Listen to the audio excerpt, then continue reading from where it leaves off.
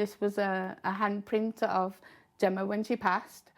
When Susan lost 2 loved ones in less than 1 year, there was no time to grieve. The burden of trying to find £8,000 to pay for 2 funerals overshadowed the pain of losing her mother and her younger sister just 10 months apart. You feel like you've been cheated in a way because, you know, the focus has been on like the cost of the funeral and not actually where it should be on your loved ones to have that time to grieve. And it's like almost even now playing catch up because of that grieving process. How do you feel about the whole thing now? Still quite upset about, you know, having to try and find the money elsewhere at charities. But for those with no way to find the £4,000 a basic funeral costs, an option is a council-funded so-called paupers or public health funeral.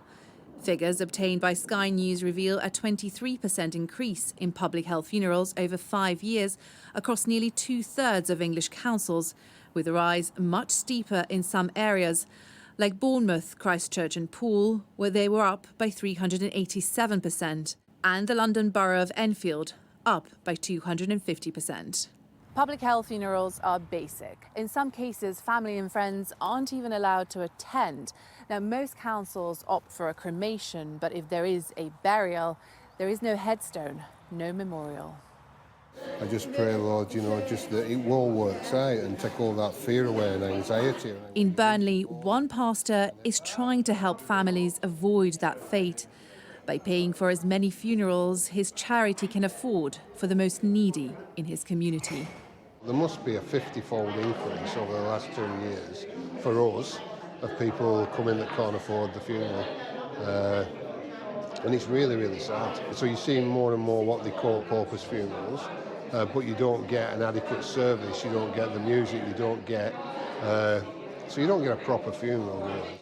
But even with this basic send-off, one finding from research coming out next month suggests that over half of councils in England and Wales are likely not fully following guidelines, with a charity behind it saying the guidelines too need improving.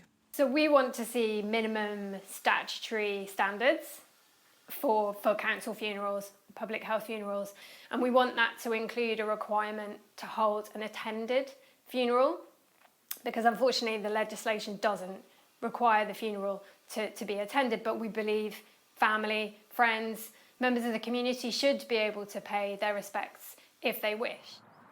The local government association told us councils seek to ensure the deceased get a dignified funeral with a minimum cost to the taxpayer.